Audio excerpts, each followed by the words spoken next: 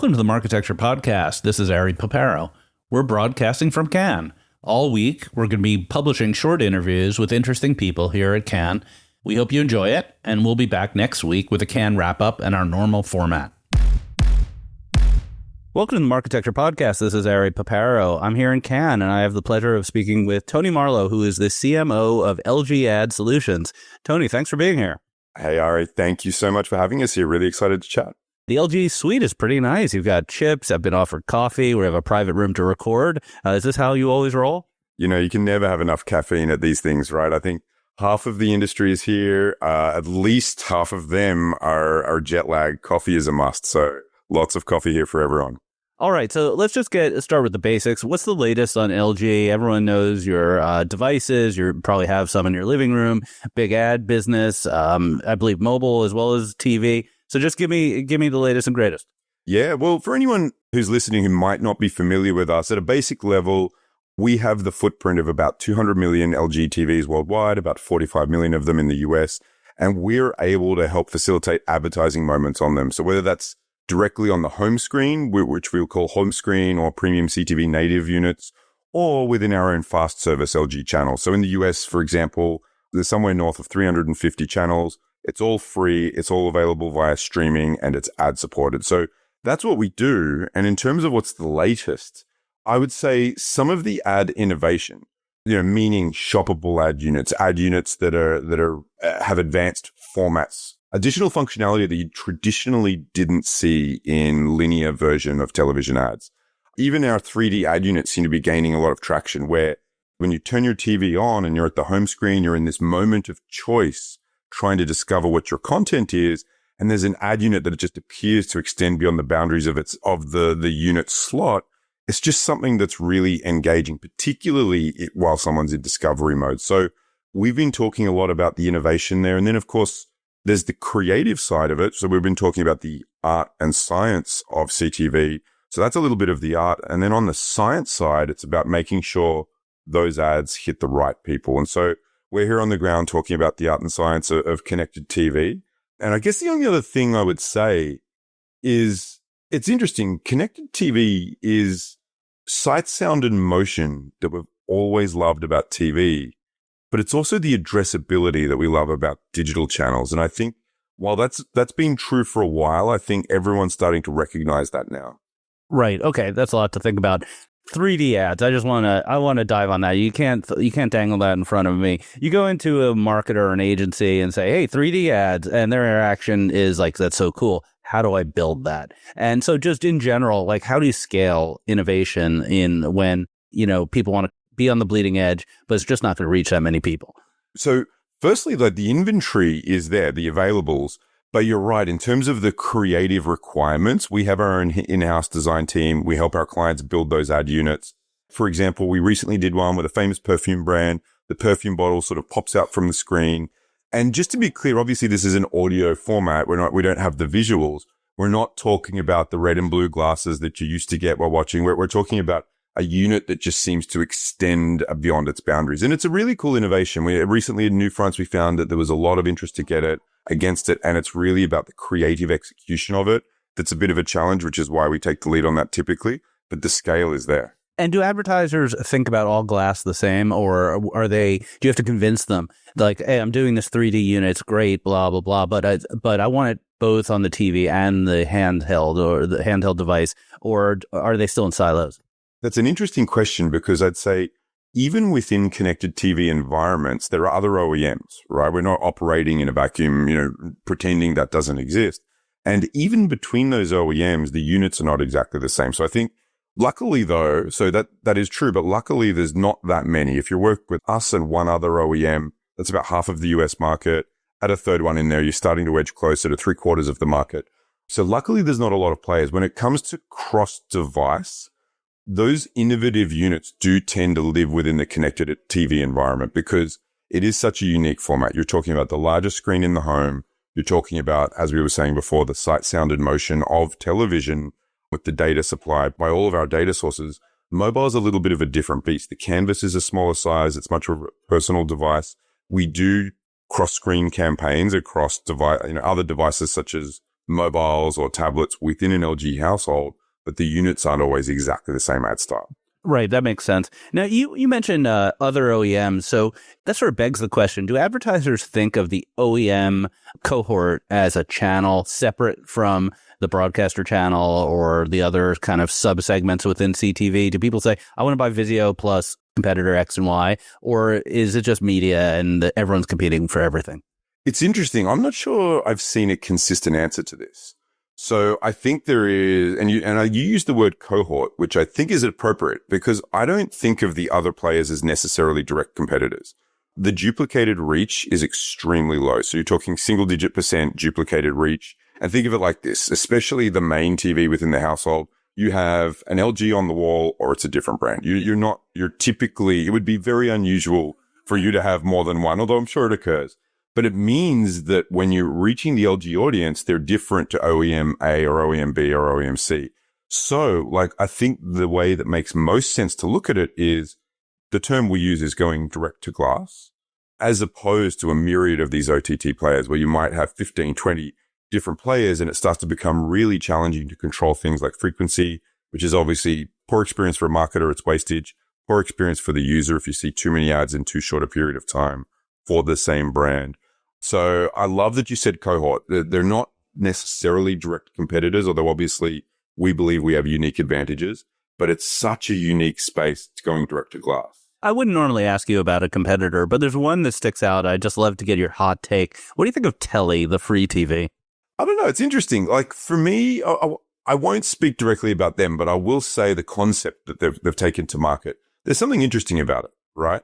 There's something interesting about saying, well, we're not trying to monetize the hardware. What we're trying to monetize is the platform and the ad experience.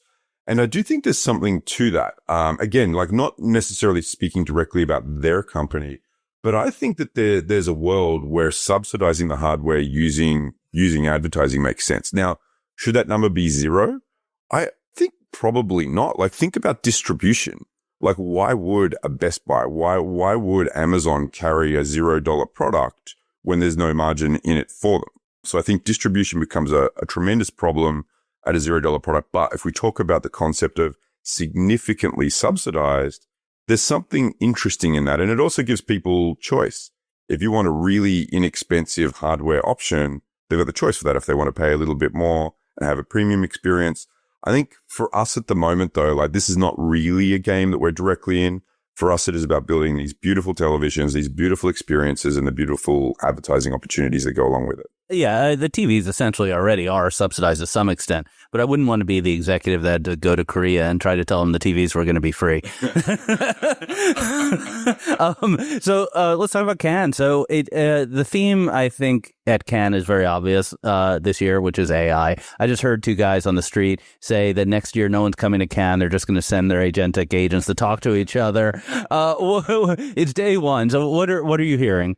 It's funny. And so your listeners won't know this, but yesterday Ari and I just happened to be walking down the street near each other.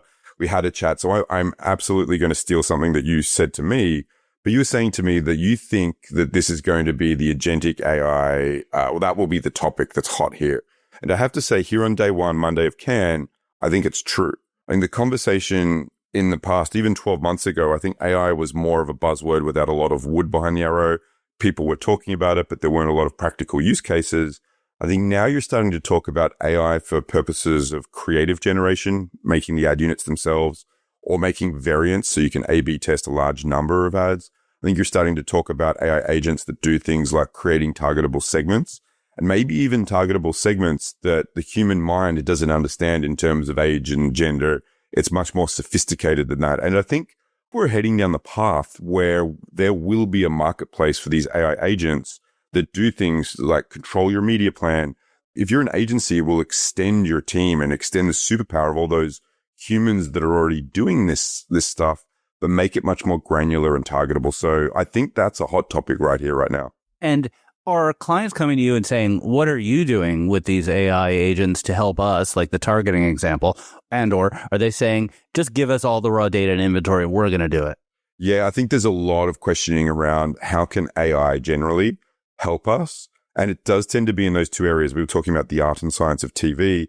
we actually use AI. So our home screen units are not IAB standard. And so we use that to take units from other parts of a media plan and make them fit the canvas. And it's incredible.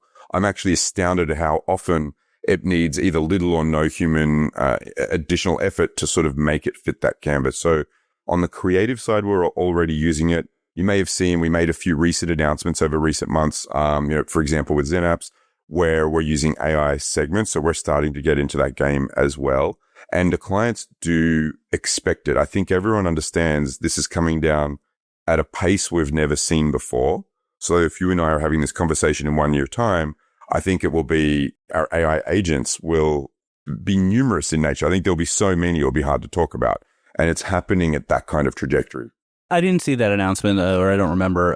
Walk me through that example of targeting. So you're using a third-party vendor to create these non-human understandable targets. Is that what it is? Yeah, so that, and we actually have a few AI things going on, but that particular one with ZenApps, it's around emotions and mindset. So what it is taking some of our ACR data, some other data points, and just saying, this is the likely emotional mindset of this person when they're watching certain types of content, and creating targetable segments in that way. Now, I would say, I think it's early innings. I think right now, as an AI quote unquote industry, I think we're crawling. But the speed that we were talking about before, it'll almost be like crawl run as opposed to crawl walk run. But it is very early innings. So I think we're starting to test it with that. Also, we had a recent announcement with Nexon, for example, as well, really pushing those AI stories out there. So it is something that's helping on both the art and the science side. So over dinner last night, a fellow I know on the sell side was very concerned about AI. He thought that agentic and all this other stuff was going to actually consolidate spend, that agencies were going to buy on fewer partners. I didn't really follow that logic exactly, because it seems as though if the AI is doing it, you can go on more publishers. I wonder if you had a hot take on that question. I agree with your take. Okay. I think that AI has the capability to do things at scale that humans can't. And it's almost like being able to see the forest and the trees at the same time.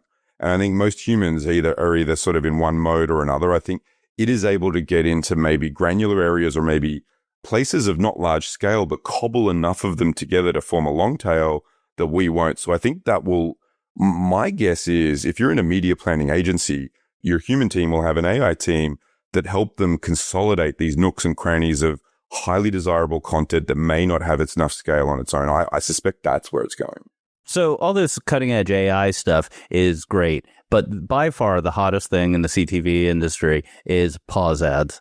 Why are pause ads so hot? It's like 2025 is the year of pause ads. Well, I can't argue with that. Obviously we have pause ads. People like the pause ads. Firstly, I think just being able to have a complete canvas takeover, I think they like that. And for many brands, like you look at the luxury space, for example, they love a canvas where they can tell a rich, beautiful story. And I think there's something about the pause ad that just affords someone the whole screen. But you're right. It's having its moment in the sun. I think some of it is around that canvas impact, and some of it is just a little bit of going with the flow, maybe. All right. On that note, Tony Marlow from LG Ad Solutions, thank you so much for being here. Really appreciate it. I hope you have a fantastic camp. Thank you for subscribing to Marketecture. New interviews are added every week at marketecture.tv and your favorite podcasting app.